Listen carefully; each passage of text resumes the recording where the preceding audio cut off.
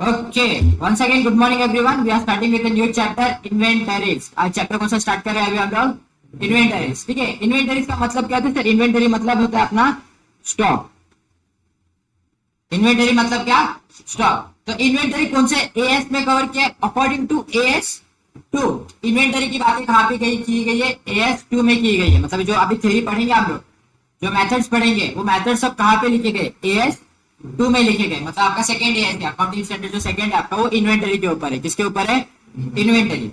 Inventory means the tangible property held. Inventory means it is a tangible property. मतलब एक बात तो clear है कि इन्वेंटरी इंटेंजेबल हो सकती है क्या? वापिस से पूछ रहा हूं, इन्वेंटरी इंटेंजेबल हो सकती है क्या? नहीं. उन्होंने सीधा सीधा बोला inventory means what? A tangible asset. कौन सा एसेट? अब एसेट दो तीन तरीके के होते हैं ना. हाँ, दो तरीके के होते हैं, टेंजेबल होता है तो इंटेंजेबल होता है. बराबर. तो इन्वेंटरी कौन सा आता है, किस कैटेगरी में आता है? टेंजेबल के अंदर आता है. किसके अंदर आता है?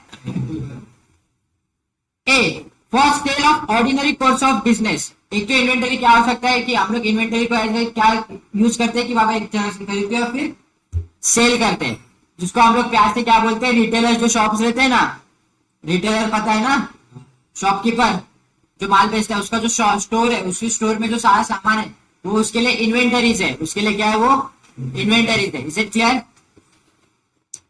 In the process of the production for such sales or the production in the for the production in the production of goods and services for sales include maintenance, supplies, consumables and other machinery spares. अभी क्या है देखो, inventory हम लोग को दो तरीके से सीखनी पड़ती है. एक रिटेलर के पॉइंट ऑफ व्यू से और एक प्रोड्यूसर के पॉइंट ऑफ व्यू से. रिटेलर मतलब रिटेलर और होलसेलर साथ में आ जाते हैं, उसमें कंसिडर करो, क्योंकि होलसेलर कुछ प्रोड्यूस नहीं करता. बराबर ना. आप लोग को एक ब्रांड का नाम देता हूँ, लेस. यहाँ पे किधर लेस की फैक्ट्री है, लेकिन फिर भी बाजू में मिलता है ना, पूरे गढ़ी क्लोज में मिलता है. जो बाजू में चकोट है अपना, वो कौन है? रिटेलर है, होलसेलर है? हाँ, क्या है, कौन है? बताओ ना भाई, जोर से बोलो. रिटेलर है ना, वो सेल करता है ना खाली. बराबर. इसका प्रोडक्शन कौन करता है? अरे भाई, लेस का प्रोडक्शन कौन करता है? लेस कंपनी करते हैं ना. उनका प्रोडक्शन प्लांट रहेगा कि नहीं रहेगा? है ना. तो सातारा में किधर तो उनका प्रोडक्शन प्लांट है. तो अभी सातारा से जब इधर माल आता है तो क्या सिर्फ चकोटे के लिए आता है क्या? तो पूरे गढ़ीग्लास के लिए, फिर पूरे कोल्हापुर डिस्ट्रिक्ट के लिए आता रहेगा माल. तो मतलब पूरे कोल्हापुर डिस्ट्रिक्ट में इधर कोई तो होलसेलर है लेस का, जो माल क्या करता है, आगे सप्लाई करता है सब जगह पे. आया ना? समझ रहे हो कि नहीं? पक्का ये क्लियर है पॉइंट? तो होलसेलर क्या करता है? प्रोड्यूस हुआ हुआ माल जाके सिर्फ रिटेलर को बेचता है. तो रिटेलर भी वही करता है, होलसेलर से खरीदता है और आगे किसको बेचता है? कस्टमर को बेचता है. होलसेलर क्या करता है? प्रोड्यूसर से माल खरीदता है और किसको बेचता है? रिटेलर को. और प्रोड्यूसर क्या करता है? माल प्रोड्यूस करता है. आया ना? बराबर. अभी प्रोड्यूसर का क्या रहता है? प्रोड्यूसर के पास अलग अलग चीजें आती है. प्रोड्यूसर के पास रॉ मटेरियल आता है, वर्किंग गुड्स रहते हैं, वर्किंग फिनिश गुड्स रहते हैं, WIP बोलते हैं उसको. वर्किंग प्रोसेस होता है, फिर फिनिश गुड्स होते हैं. फिर वो फिनिश गुड्स खत्म होने के बाद भी कभी कभी फिनिश गुड नहीं होता. अभी लेस क्या खाते हो? लेस चिप्स खाते होते हैं, लेकिन उसका स्पेयर क्या है? प्लास्टिक पैकेट रैप करना पड़ेगा ना उसको. हाँ ना. तो वो भी तो उसके लिए क्या हो गया? स्टॉक हो गया ना. लेस क्या बनाता है? चिप्स बनाता है. बराबर. उसका स्पेयर पार्ट क्या हो गया? प्लास्टिक. कोको कोला क्या बनाता है? कोल्ड ड्रिंक बनाता है. उसका स्पेयर पार्ट क्या हो गया? बॉटल ना. आया ना? बराबर की नहीं? ठीक है. जैसे कि एक और एग्जांपल देता हूँ. ये सीपीयू किसका है? लेनोवो का है. इसका स्पेयर पार्ट क्या है? वैक्यूम है. अलग अलग है ना. आया ना भाई?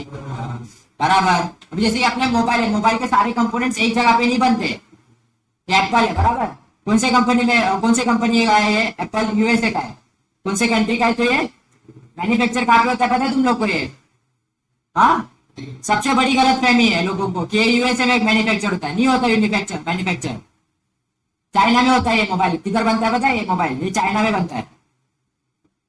तुम लोग को अगर पता नहीं रहेगा तो ये इसके मैक्सिमम पार्ट्स चाइना में बनते हैं. कंपनी यूएसए की है, इसका मतलब ये नहीं कि मैन्युफैक्चरिंग प्लांट भी उधर का ही रहेगा. गलत. इंडिया में जितने भी फोन आते हैं सारे चाइना से आते हैं. तो इसके लिए अभी क्या किया टाटा ने? टाटा ग्रुप्स ने क्या किया है? हाँ, एप्पल का मैन्युफैक्चरिंग प्लांट डाला है इंडिया में, पता है कि नहीं तुम लोग को? हाँ, एप्पल का मैन्युफैक्चरिंग प्लांट अभी इंडिया में ही है, मतलब इंडिया में जो आईफोन्स बेचे जाएंगे उसका मैन्युफैक्चर कहाँ पे होगा? इंडिया में ही होगा। तो पहले अगर आपको ओरिजिनल एप्पल चाहिए रहेगा ना तो मंगाना पड़ता था, किधर से? यूएसए से। उनका फोन अलग रहता है, इंडिया में जो फोन आते हैं ना आईफोन्स वो अलग है और उनके फोन्स अलग है। आप उनका चार्जर भी देखोगे ना तो उनके चार्जर्स अलग रहते हैं, हमारे चार्जर अलग रहते हैं। देयर इज अ डिफरेंस, ठीक है? तो प्रोडक्शन का भी स्टॉक क्या होता है? मेंटेन होता है। प्रोडक्शन का भी स्टॉक क्या होता है? हर एक लेवल पे स्टॉक मेंटेन होता है। Is it clear? अभी जो स्टॉक है मतलब जो इन्वेंटरी है वो डिपेंड्स करते हैं business to business. Business to business क्या होती है? इन्वेंटरी डिपेंड्स करते हैं। यहाँ पे मैंने केस स्टडी लिखा है कुछ, तो टाइप ऑफ बिजनेसेस लिखा है, जैसे कि प्रिंटिंग एंड स्टेशनरी, मतलब अपना स्टेशनरी वाले, ठीक है? फिर आपका लैपटॉप डीलर है एक है, और एक कार डीलर, तीनों बिजनेसेस लिखे हैं मैंने। और परचेज क्या क्या किया देखो, लैपटॉप क्या है, प्रिंटिंग एंड स्टेशनरी क्या और कार परचेज की है, ठीक है? तो अगर लैपटॉप परचेज किया रहेगा तो प्रिंटिंग एंड स्टेशनरी वाले के लिए तो असेट बन जाता है ना, है ना? लैपटॉप डीलर के लिए तो स्टॉक है ना, क्योंकि वो यूज करने वाला है क्या लैपटॉप? नहीं, लैपटॉप डीलर का क्या कर, लैपटॉप खरीदो परचेज सेल करो। विजय सेल्स पता है? एसएस पता है? इधर एसएस है, हाँ? उसके लिए मोबाइल क्या है? तुम लोग के लिए मोबाइल क्या है? सिंपल, पक्का समझा? कार डीलर के लिए लैपटॉप क्या रहेगा? असेट रहेगा ना। वैसे प्रिंटिंग एंड स्टेशनरी क्या होगा इन लोग के लिए? इसके लिए स्टॉक हो गया, इसके लिए एक्सपेंस है, इसके लिए भी एक्सपेंस है ना? ठीक है, फिर उसके बाद क्या है? कार खरीदे, क्या खरीदे हम लोग ने? कार। कार क्या होती है सर? प्रिंटिंग एंड स्टेशनरी वाले के लिए असेट होगा, लैपटॉप वाले के लिए भी एसेट होगा, लेकिन अभी जो कार में डीलिंग कर रहा है, जो कार ही बेच रहा है, उसके लिए तो क्या बन गया? स्टॉक बन गया।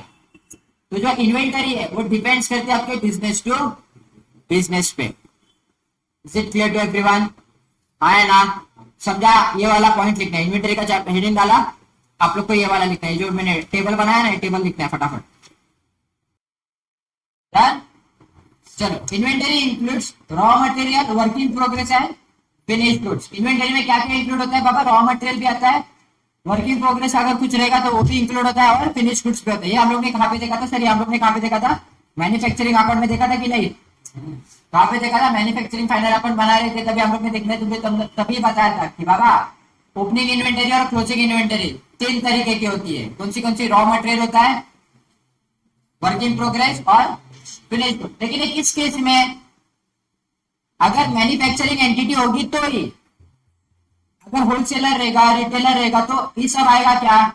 नहीं, क्योंकि वो प्रोड्यूस कर रहे हैं क्या कुछ? नहीं, उनका काम क्या है? सिर्फ जो फिनिश गुड्स है उसको ही परचेस करो, उसको ही सेल करो। Is it clear? एक और आता है इसमें, एक और पॉइंट आता है आपका फोर्थ पॉइंट, जिसको हम लोग बोलते हैं, यहाँ पे इधर तो लिखा रहना चाहिए, मैंने भूल गया लिखना, स्पेयर पार्ट्स करके एक आता है। क्या?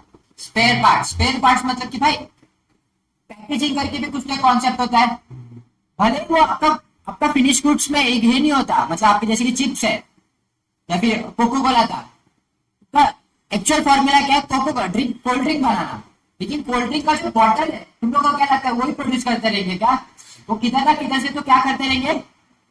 मंगाते रहेंगे ना, बराबर? जैसे कि कोई फोन कंपनी है तो फोन को बनाती है वो लोग, चार्जर किधर ना किधर से तो इनपुट होता रहेगा उनके पास, या फिर स्टाइलर आता है, स्टाइलर पता है ना भाई लिखने का, हाँ है ना? तो कोई ना कोई तो दूसरा बना ही रहा है ना उस चीज को, तो उससे खरीद लो, हम लोग क्यों इन्वेस्ट करें? Is it clear? तो अभी जैसे कि मोबाइल है, मोबाइल के अंदर की बैटरी है, मोबाइल एप्पल ने क्या बनाया है बताओ? एप्पल ने मोबाइल बनाया कि एप्पल ने सॉफ्टवेयर बनाया? एप्पल ने सॉफ्टवेयर बनाया। मोबाइल किधर से? मोबाइल के जो पार्ट्स है तुम लोगों को क्या लगता है एप्पल कंपनी खुद बनाते बैठी है? नहीं, उन्होंने डिजाइन बना के दिया, आप लोग को ऐसा चाहिए। अभी तुम लोग प्रोडक्शन वाले देखो कैसा बनाओगे। एप्पल ने क्या डेवलप किया? एप्पल ने सिर्फ सॉफ्टवेयर डेवलप किया जिसका नाम क्या है? iOS। Is it clear? तो बाकी के जो पार्ट्स आके एक साथ आ रहे, अलग अलग कंपनी से आ रहे, वो क्या है, वो स्पेयर पार्ट्स है। वो क्या है, स्पेयर पार्ट्स। उसको फिनिश गुड्स को लेके फिर वापस से एक और फिनिश गुड बनाया जा सकता है। Is it clear? ठीक है। अभी वैल्यूएशन ऑफ इन्वेंटरी जाने से पहले जरा मॉड्यूल पे जंप मारते हैं। टाइप्स ऑफ इन्वेंटरी देखा, in case of manufacturing entity, in case of manufacturing concern तो क्या रॉ मटेरियल है, फिनिश गुड्स है, वर्किंग प्रोग्रेस है, फिनिश गुड्स है और स्टोर्स एंड स्पेयर्स है। मैंने अभी बताया तुम लोग को 4 तरीके के रॉ मटेरियल्स आते हैं किसमें, फिनिश मैन्युफैक्चरिंग एंटिटी में, राइट है ना। और आता है आपका in case of trading concern. Trading concern मतलब कि भाई खरीदो बेचो, खरीदो बेचो, मतलब रिटेलर एंड होलसेलर। उन लोग में क्या रहता है, खाली ट्रेडेड गुड्स, जो गुड्स आप ट्रेड कर रहे हो उसका ही कैलकुलेशन आता है। समझा क्या? क्या बोलता है प्रेम, समझ रहा है कि नहीं कि बाउंसर जा रहा है? तेरी शक्ल पे नींद दिख रही है मेरे को, ठीक है।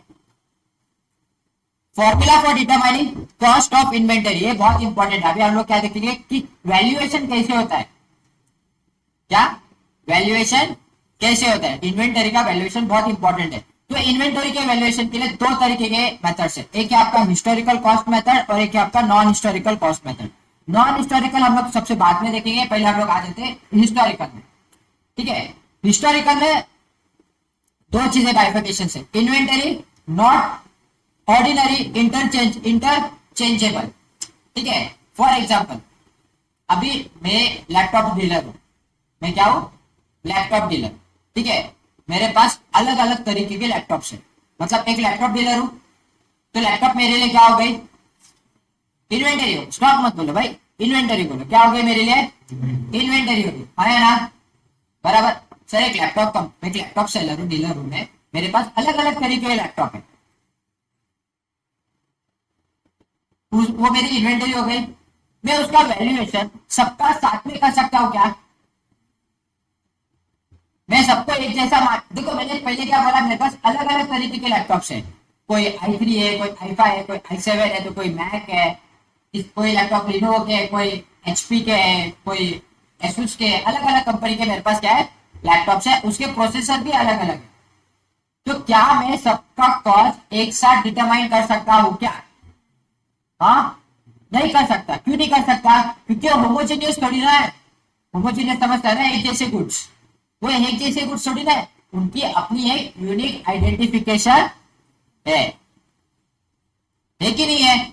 हर एक लैपटॉप की एक अपनी आइडेंटिफिकेशन होती है, अपनी एक क्या होती है, अपनी एक इज्जत होती है, बराबर कि नहीं। अभी तुम लोग यहाँ पे इतने लोग बैठे हो, मैं तुम सबको एक जैसा मानता हूँ, तुम सबकी थॉट प्रोसेस एक जैसे पकड़ के चलता हूँ, होगा क्या, क्यों नहीं होगा,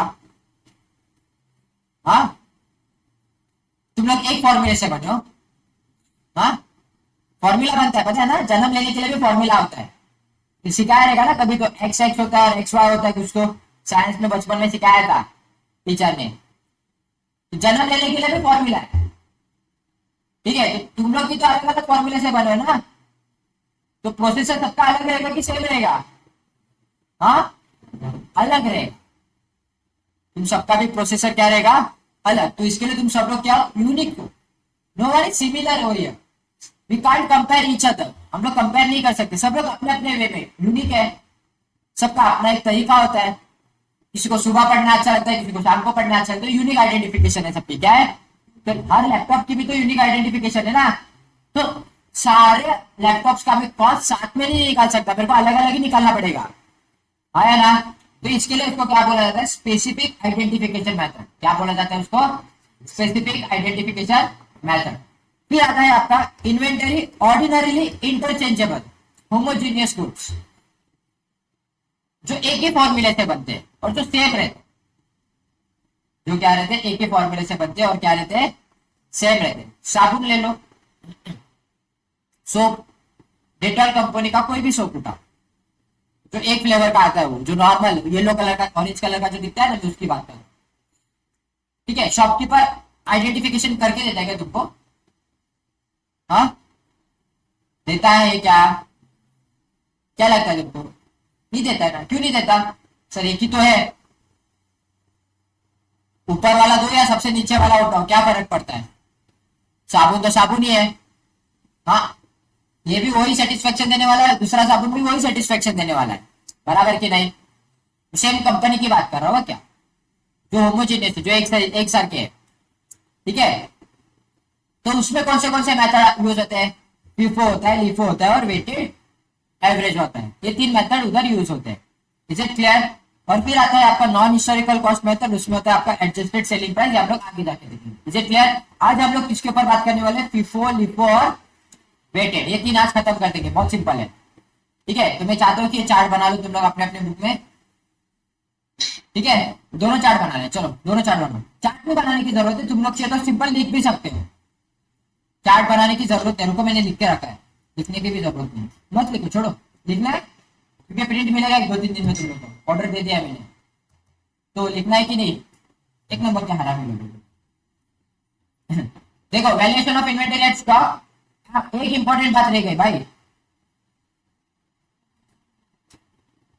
इन्वेंटरी किस पे होता है? बेसिस ऑफ इन्वेंटरी वैल्यूएशन, या तो कॉस्ट या तो नेट रियलाइजेबल वैल्यू। लेकिन इसमें से भी कौन सा लेना होता है? Whichever is lesser. अभी विचएवर इज लेसर का कॉन्सेप्ट क्या है? यहाँ पे कौन सा यूज होता है? अप्रूवल बेसिस यूज होता है। यहाँ पे क्या यूज होता है? अप्रूवल बेसिस यूज होता है। कैसे यूज होता है मैं यहाँ पे आपको 2 मिनट में एक्सप्लेन करता हूँ। यहाँ पे ये जो बोला गया ना, ये जो वर्ड है विचएवर इज लेसर, ऐसा क्यों बोला गया? जब भी हम लोग को फाइनल अकाउंट में दिखता है क्लोजिंग स्टॉक की 2 वैल्यू है, हम लोग कौन सा उठाते हैं? Whichever is lesser. ये ऐसा क्यों बोला गया पता है तुम लोग को? अक्रूवल बेसिस क्या बोलता है, या फिर कंजर्वेटिज्म क्या बोलता है? लॉसेस बुक करो, प्रॉफिट को बुक मत करो। लॉसेस बुक करो, प्रॉफिट को बुक करने की जरूरत नहीं है। अभी इन्वेंटरी कैलकुलेट कब होती है? हाँ बोलो, जोर से बोलो भाई, तुम लोग को पता है आंसर। कब होती है inventory calculate? Usually end of the period. इसी अगर पीरियड दिया रहेगा तो उस पीरियड के एंड में, या तो फिर एंड ऑफ द ईयर, तो 31 मार्च को पकड़ के चलते, ठीक है। मेरे पास एक स्टॉक था जिसकी प्राइस 30th मार्च को उसकी प्राइस हो गई 2 लाख की। कितनी थी? 2 लाख। 31 मार्च आ गया, ठीक है। 31 मार्च ये मेरी स्टॉक की कॉस्ट प्राइस है, क्या है? कॉस्ट प्राइस है, ठीक है। 31 मार्च आ गया, 31 मार्च को बुक्स क्लोज कर रहा था मैं। बुक्स क्लोज करते समय मेरे को दिखा है ना 2 लाख का स्टॉक है, या अगर मैं 2-3 दिन बाद अगर बेचने जाऊंगा, मतलब 1 हफ्ते बाद बेचने जाऊंगा, कुछ 7 अप्रैल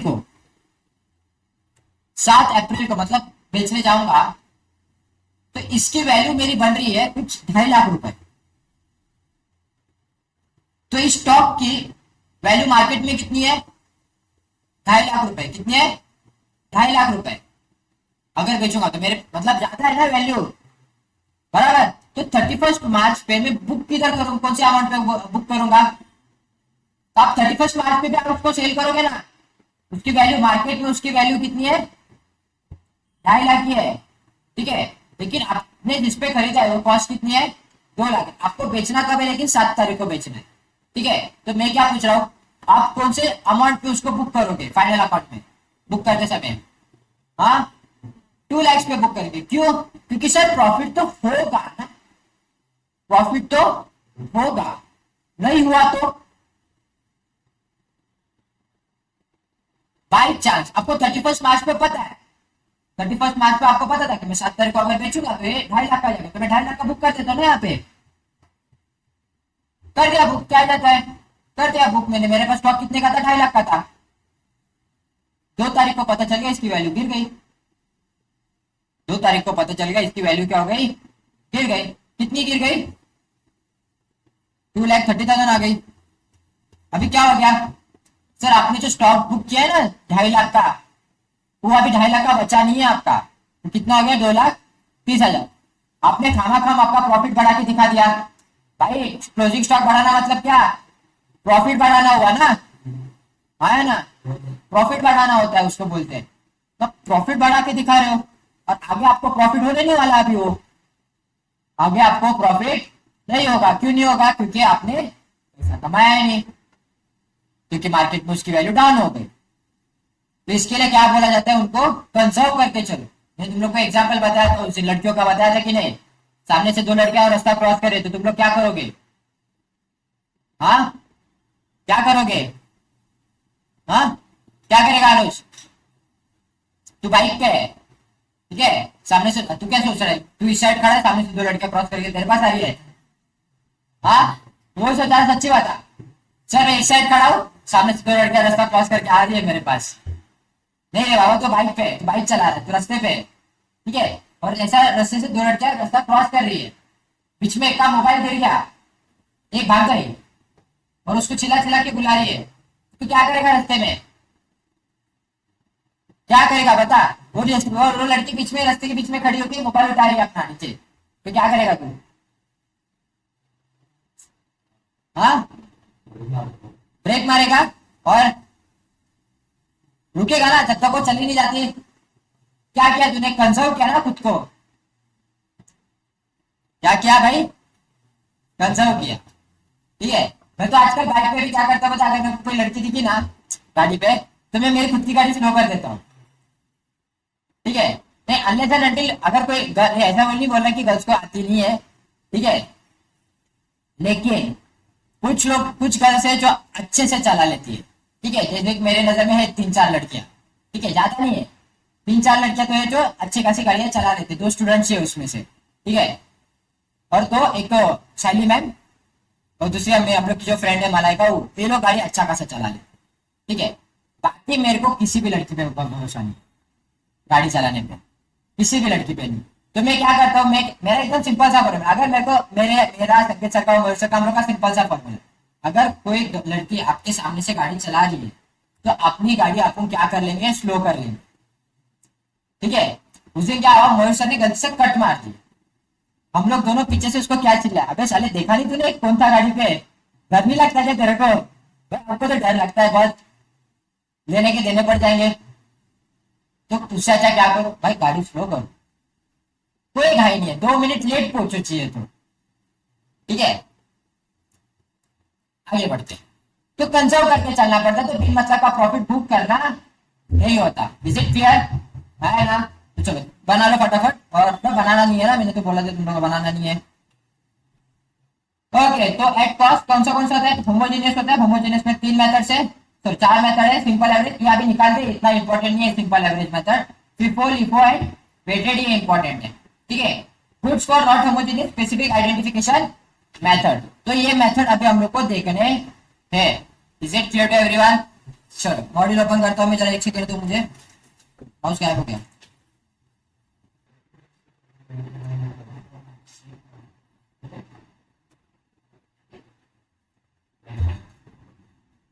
गाइस डायरेक्ट बड़े क्वेश्चन सॉल्व करते तो छोटे क्वेश्चन आप लोग होमवर्क में ले लो, ठीक है। अभी जो सबसे पहला मेथड है आप लोग का, वो क्या है? एकदम भारी वाला प्यारा सा मेथड है, जिसको हम लोग प्यार से बोलते हैं फीफो लीफो, ठीक है। क्या है? फीफो और लीफो। अब ये होता क्या, देखो फीफो और लीफो, देखो नाम भी कितने प्यारे से ना। इसका मतलब क्या होता है? First in first out, last in first out. अभी मैं आपको दो केस बताऊं, ठीक है। आप लोग शॉपकीपर, आप लोग कौन सा अप्लाई करोगे मुझे बताओगे, ठीक है। फर्स्ट इन फर्स्ट आउट और first last in first out, आप लोग क्या करोगे मुझे बताओगे। आप लोग शॉपकीपर, आपका सबका क्या है पता है? अपना बाजार है। क्या है? अपने अपने अपना बाजार की ब्रांचेस खोल के रखी है। अभी आगे बढ़ते हैं, चलो। सर आपके पास स्टॉक आया, आपके पास क्या है? स्टॉक। अभी फर्स्ट इन फर्स्ट आउट में क्या होता है? लास्ट इन फर्स्ट आउट में क्या होता है, मैं तुम लोग का एक्सप्लेन करूं। आपके पास स्टॉक आया 100 सोप का, कितने का स्टॉक आया? 100 सोप का स्टॉक आया, ठीक है। उसमें से आपने बेचा कितना? समझो आपने 30 सोप बेचे, बचे कितने? 70 सोप बचे, आया ना? बराबर। आपके पास मतलब अभी बैच में से कितने सोप बचे? 70 सोप बचे, ठीक है। फिर से एक और, ये माइनस हुआ ना, फिर से परचेज हुआ आपके पास और 100 स्टॉक का, 100 सोप का आपने क्या किया? स्टॉक लिया, आपके पास अभी टोटल स्टॉक कितने 170 स्टॉक, ठीक है। सेम सिचुएशन यहाँ पे भी,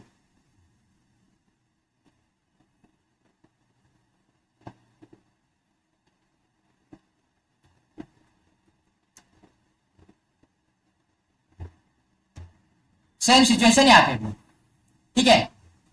अभी एक नॉर्मल पर्सन, एक नॉर्मल थिंकिंग के हिसाब से सोचना, ठीक है। अभी आप लोग का सबका शॉप है, मैं आप लोग के पास है, मैंने बोला मेरे को 40 सोप चाहिए। कितने चाहिए मेरे को 40 सोप। अभी आपके पास दो बैच है, आपके पास कितने दो बैच बॉक्सेस है, एक बॉक्स में 70 सोप है और एक बॉक्स में 100 सोप है। आप कौन से बॉक्स से 40 सोप निकाल के दोगे, जोर से बोलो ना। 70 सोप्स का जो बॉक्स है उसमें से मैं 40 आपको 40 निकाल के दे दूंगा। आपने क्या फॉर्मूला लगाया कि जो पहला है पहले वो खत्म करते हैं ना भाई, जो पहला आया है उसको पहले खत्म करने का, तो वही बोलता है फर्स्ट इन फर्स्ट आउट। आप लोग ने सिंपल सा फॉर्मूला लगाया, जो पहला है उसमें से निकालो और दे दो। अभी लास्ट इन फर्स्ट आउट में क्या बोलता है, अभी अभी आपने ये यूज किया फर्स्ट केस का। सेकेंड केस में अभी जरा जो मेंटस वाली जिंदगी है वो देखते हैं। मैं अभी वापस आपके पास आया और अभी मैंने आपसे 70 सोप्स मांगे। कितने मांगे 70 सोप्स। तो आप मेरे को एक नॉर्मल पॉइंट ऑफ व्यू से सोचो, आप किसके पॉइंट ऑफ व्यू से सोचोगे, नॉर्मल पॉइंट ऑफ व्यू से सोचोगे, तो आप कौन सा बैच दोगे मेरे को, कौन सा बॉक्स दोगे।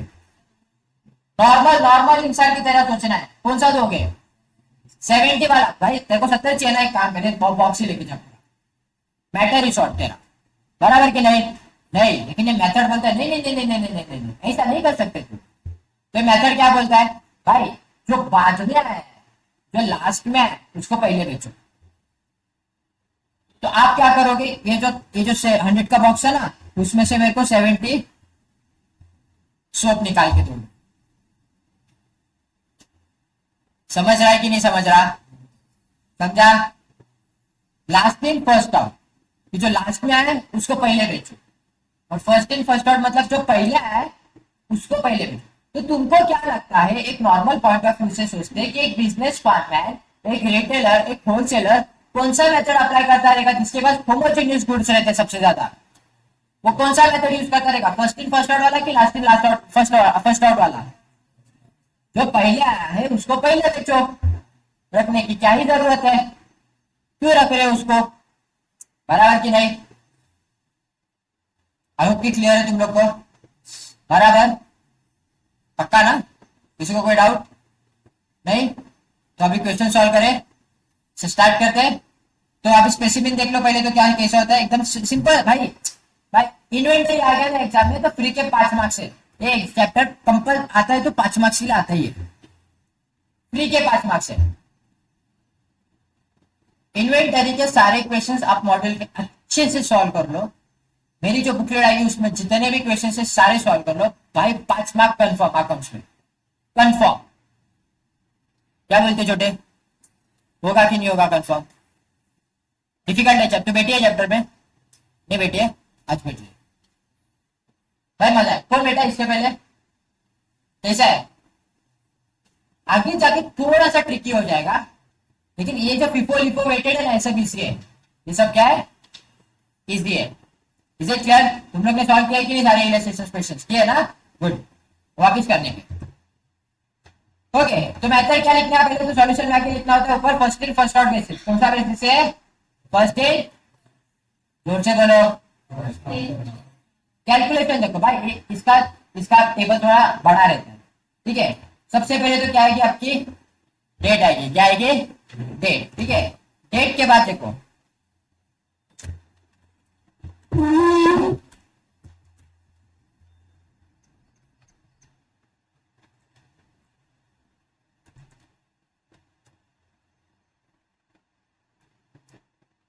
Okay guys, pay attention now.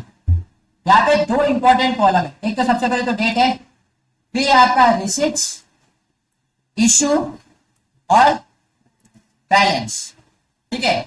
Receipts मतलब क्या कि आपने परचेस कितना किया, आपने क्या किया परचेस कितना किया। उसके बाद इशू मतलब क्या, आपने सेल्स कितना किया, इशू कितना किया स्टॉक, और फिर उसके बाद आपका बैलेंस कितना बच रहा है, इज इट क्लियर? ये 3 कॉलम, उसके अंदर और 3 कॉलम बनते हैं, हर एक के अंदर अलग 3 कॉलम बनते हैं। एक क्या है आपका यूनिट, रेट और अमाउंट, तीनों के लिए भी क्या होता है, ये सेम होता है। Is it clear? आया ना?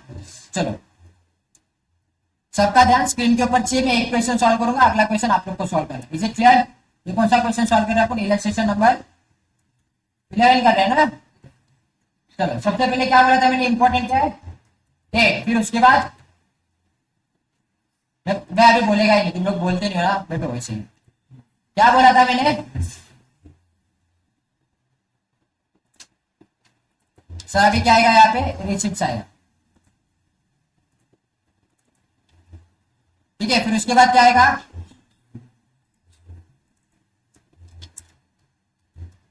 और फिर उसके बाद बैलेंस, ठीक है। इसके अंदर भी अलग अलग कॉलम बनेंगे, है ना। क्या बनेगा सबसे पहले, हाँ यूनिट्स, यूनिट्स लिखो या क्वांटिटी लिखो, कोई भी कुछ भी लिखोगे तभी तभी भी चलेगा। फिर रेट, और फिर यहाँ पे उसकी अमाउंट, अमाउंट बोले तो उसकी टोटल अमाउंट, ठीक है। ये तीनों को कॉपी करना है, तो वो अलग बात है कि तुम लोग कॉपी पेस्ट नहीं कर सकते, बुरा लगता है बहुत तुम लोग को देख के। ठीक है, स्टार्ट करें। एकदम सिंपल होता है, इतना सिंपल होता है कि क्या ही पता, मजा आ जाएगा। Following are the details of spare parts of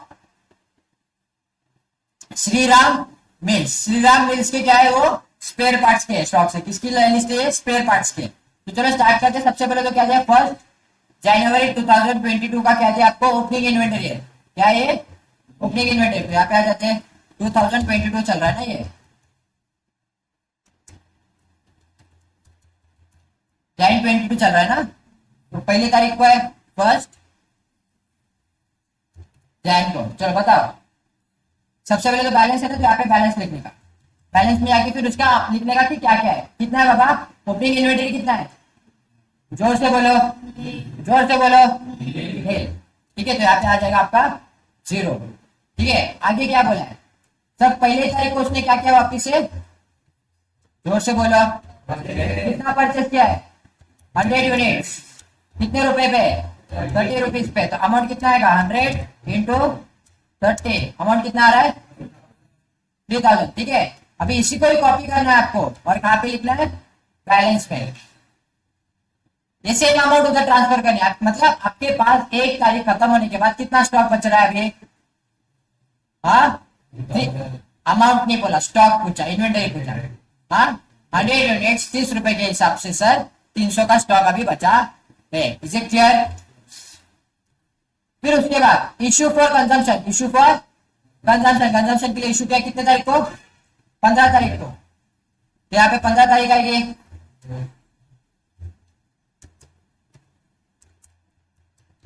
तो अभी इश्यू में आके लिखो कितना इश्यू किया, रेट दिया नहीं उन्होंने, तो रेट तो अपने को डिसाइड करना है ना। अभी रेट किसको डिसाइड करना है, अपने को। अपने पास कौन सा स्टॉक पड़ा है, एक ही तो पड़ा है, कितने रुपए का था वो। तो यहाँ पे आ जाएगा मेरा सर, क्या आएगा, 30 इंटू 50, 1000। बैलेंस कितना बचा अभी, तो बैलेंस मेरे पास 50 यूनिट्स बचे, 30 रुपीज के हिसाब से 1500। Is it clear? पक्का, किसको कोई डाउट इसमें? आगे देखते हैं आगे क्या हो रहा है। परचेस हुआ कितने तारीख को, 1 फरवरी को। एक क्या हो गया, अभी फरवरी चला, अभी जान खत्म हो गया, अभी क्या चालू हो गया, फेब आ गया। तो फेब में कौन सी तारीख को हो रहा है बाबा, 1 तारीख को हो रहा है, हो रहा है कि नहीं, क्या हो रहा है, परचेस हो रहा है ना। Balance balance balance balance balance balance balance balance, हाँ बताओ परचेस कितना आ रहा है, हाँ कितना आ रहा है, 200 यूनिट्स ना, कितने रुपए के हिसाब से, 40 रुपीज के हिसाब से। अमाउंट कितना आएगा, 8000। अभी देखो सबसे पहले इसका बैलेंस लिखना पड़ेगा, लेकिन इसका बैलेंस लिखते समय पहले तो क्या करना पड़ेगा, ऊपर का बैलेंस नीचे लिखना पड़ेगा, समझा, और फिर जाके तुम लोग को इसका बैलेंस लिखना है। Is it clear? पक्का। अभी आपके पास 1 फरवरी खत्म होने के बाद कितना स्टॉक बच रहा है, कितना स्टॉक बच रहा है, 50 रुपीज का अलग, 50 यूनिट्स अलग से, और 200 अलग से। चलो ठीक है, आगे बढ़ते हैं सर। 15 फरवरी को क्या issue for consumption 100 units. 15 Feb कितना आएगा बाबा इशू ना, कितना यूनिट है? लेकिन एक मिनट, उन्होंने 100 यूनिट्स बोला है, लेकिन मेरे पास पहला बैच जो बचा है वो कितने का बचा है? 50 का ही बचा है ना। तो पहले मैं वो 50 को करूं कि डायरेक्ट 200 के पैक में से 100 का निकाल के दूं? पहले मैं क्या करूंगा, पहले मैं 50 का इशू करूंगा। तो पहले 50 का इशू होगा। कितने का इशू होगा पहले? कितने रुपए के हिसाब से? 3 रुपए, 1000 और फिर वापिस से और 50 का, कितने रुपए का? 40 रुपीज का। तो इधर आएगा 2000, राइट? है ना? बैलेंस कितना? अरे यहाँ पे जगह लाइन छोड़ना पड़ा था ना, तो हाँ बताओ तो अभी बैलेंस कितना बचा बाबा? 150 के बेचे है ना, कितने रुपीस के? 40 रुपीज के। बैलेंस कितना आ रहा है? 6000। आगे बढ़े, फिर क्या आ रहा है? वापिस से क्या आ रहा है? 20 तारीख को वापिस से इश्यू हो रहा है। कितने अभी डायरेक्टली अभी बैच मेरे पास एक ही है 150 का, उसमें से भी कितने इश्यू हो रहे हैं? 100 यूनिट्स हो रहे हैं, राइट? चलो तो कितना आएगा अमाउंट? हाँ 40। आंसर कितना आएगा? 4000। बचा कितना? 50। 40 रुपीज के हिसाब से 2000 की वैल्यू बची है। तो बैलेंस कितना आ रहा है मेरा सर? तो इस हिसाब से आप अगर देखोगे एंड ऑफ द फरवरी में मेरे पास कितना था? 50 यूनिट्स 40 रुपीज के हिसाब से 2000। Is it clear?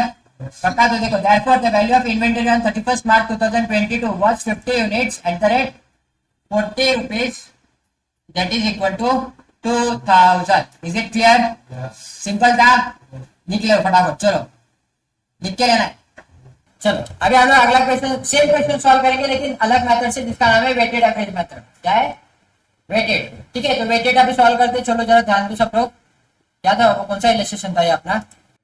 Okay guys, same question but different method, जिसका नाम है weighted average method. Illustration number 12, continuing with the information given in the illustration number 11, find the value of the inventory as on 31st March 2022 if the company follows weighted average method. अभी weighted average method मतलब कि आपको जो भी आपकी inventory बच रही है उसको सम करके आपको नई वैल्यू निकालनी होती है। ठीक है, मतलब अभी हम लोग अब अगर इसमें देखोगे FIFO में हम लोग ने क्या किया था? अलग अलग बैलेंस लिख रहे थे ना, है ना?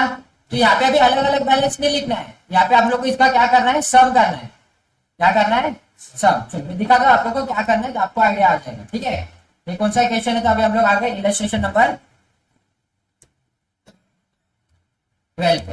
तो ILLU 12।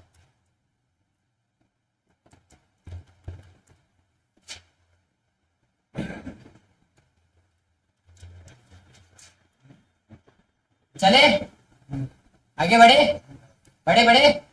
सबसे पहले क्या हो रहा है सर? ये तो सेम ही रहेगा,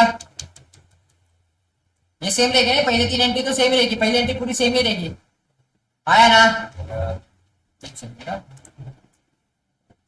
कॉपी पेस्ट। सॉरी गाइस, तुम लोग के पास ऑप्शन नहीं है। चलो तो पहली एंट्री तो सेम ही है, क्योंकि क्या हुआ? परचेस हुआ है। आया ना? इधर या बाबा, पहले एंट्री क्या है? परचेस हुआ है। ओपनिंग स्टॉक तो नील था, तो नील देखेंगे, 0 लिखा है। और परचेस हुआ है वो उतना लिख गया। फिर उसके बाद अभी इशू हुआ, इशू फॉर कंजम्पशन, तो इसका भी तो सेम ही आना चाहिए था ना, ये भी तो सेम ही आएगा। तो 15 तारीख को इशू किया, तो बैलेंस कितना बचा? कितना बचा गाइस? कितना बचा ना बैलेंस? देखो करना क्या होता है, अमाउंट लिखनी नहीं होती। पहली बात क्या नहीं लिखना होता? रेट लिखना नहीं होता। इसका अमाउंट दिया अपने को कितना है? 3000, और इसका अमाउंट कितना बच रहा है? 1500 बच रहा है, बराबर। ये रेट निकालना होता है, क्योंकि आप आगे जाके क्या करोगे? अभी सम करोगे ना, इसका क्या करेंगे आप लोग सर? सम करेंगे। ये 30 आ गया, ये भी 30 आ रहा है, क्योंकि एक एक की डिजिट था, इसलिए आपका आंसर सीधा सीधा आ रहा है। आगे जाके सीधा सीधा नहीं आएगा। आगे क्या क्या उन्होंने फिर वापिस से परचेस किया है, वापिस से क्या किया है? परचेस ना। तो परचेस की एंट्री क्या आएगी बताओ? परचेस कहाँ पे आएगा? कितने तारीख को हो रहा है पापा? सर 1 फेब्रुवरी को क्या है अमाउंट है, सॉरी यूनिट है 240 रुपीज के हिसाब से, बराबर। अमाउंट कितना हो रहा है 8000, बराबर। अभी मैंने जैसे कि बताया था कि क्या करना होता है, प्लस करना होता है। तो कितने स्टॉक हो गए मेरे पास, 250 हो गए। दोनों की अमाउंट कितनी हो गई टोटल, 9500 हो रही है कि नहीं। अभी ये इधर रेट निकालना होता है, तो रेट कितना आएगा 38 रुपीज आ रहा है। कितना आ रहा है 38 रुपीज। आप जाके चेक कर सकते हो। तो देखो 30 था, तो डायरेक्टली रेट चेंज होकर कितना हो गया मेरा बाबा 38 रुपीज हो गया, समझ रहा है। फिर उसके बाद क्या हो गया, अभी इश्यू हो रहा है। अभी क्या हो रहा है 15 तारीख को इश्यू हो रहा है। कितना इश्यू हो रहा है बाबा 100 यूनिट्स। कितने यूनिट है 100। अभी 100 कितने रुपीज पे इश्यू करूंगा मैं, सर अभी मेरे पास एक ही रेट है, अभी अलग अलग का तो लफड़ा है ही नहीं। तो इसको चुपचाप किस पे बेचना है मेरे को 38 पे बेचना है। तो अमाउंट कितना आएगा बाबा 3800 है ना। बैलेंस कितना बच रहा है सर 150 और 3800 माइनस करो,